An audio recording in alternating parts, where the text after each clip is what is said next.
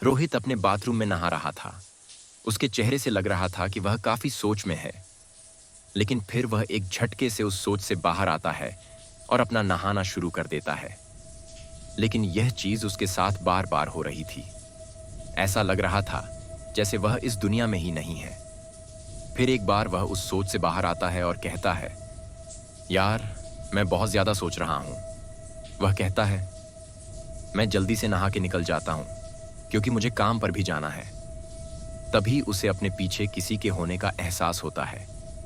वह तुरंत मुड़कर देखता है, लेकिन वहां कोई नहीं होता। रोहित इसे अपने दिमाग का वहम समझता है और कहता है, यह मेरे ज्यादा सोचने से हो रहा है। फिर तभी नहाते नहाते उसे एहसास होता है कि कोई उसके बालों को छू रहा है। वह एकदम से डर जाता है और जब देखता है तो वहां कोई नहीं होता।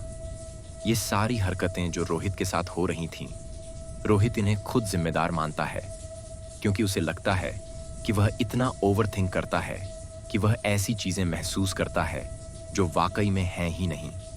और इतना कुछ के बाद रोहित और जल्दी नहाने लगता है। तभी बाथरूम की लाइट चली जाती है और बाथरूम में अंधेरा हो जाता है। रोहित डर जाता है और कौन है, कौन है, चिल्लाने लगता है।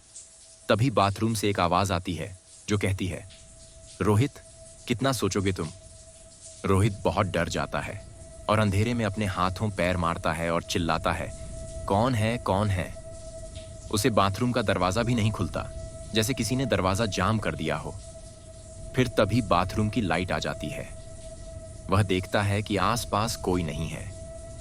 रोहित लगातार बाथरूम के दरवाजे को खोलने की कोशिश करता है, लेकिन दरवाजा किसी भी हालत में नहीं खुलता। फिर रोहित को एहसास होता है कि बाथरूम के एक जगह से कोई उसे घूर रहा है। रोहित जैसे ही वहां देखता है तो कोई उसे नहीं दिखता, लेकिन फिर वह उस जगह के पास जाकर देखता है कि कोई वाकई में तो नहीं है, या कोई उसके साथ मजाक तो नहीं कर रहा। तभी उसे आवाज आती है, रोहित, कितना सोचोगे तुम? और जब वह देखता है कि जिस फव्वारे के नीचे रोहित नहा रहा था, वहां एक लंबा और काफी डरावना आदमी नहा रहा था, जो देखने में बहुत क्रीपी और भयावह लग रहा था।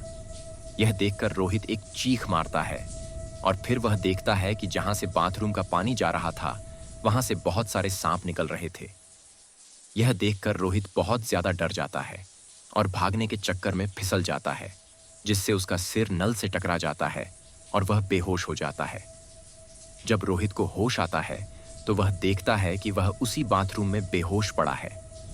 वह हिम्मत करके उठता है और दरवाजे को खोलता है। इस बार दरवाजा खुल जाता है। रोहित जल्दी से अपने कमरे में जाकर एक कुर्सी पर बैठ जाता है। रोहित को एहसास होता है कि यह सब उसके ओवरथिंकिंग के कारण हुआ है। उसने जो कुछ भी देखा, वह सब उसके दिमाग ने दिखाया था। रोहित इस हादसे के बाद खुद को बदलने का ठान लेता है और इतना कुछ होने के बाद वह काम पर न जाकर आराम करने का सोचता है। वह अपने बिस्तर पर सोने जाता है और जब रोहित गहरी नींद में चला जाता है तो हम बाथरूम से फव्वारे चालू होने की आवाज सुनते हैं।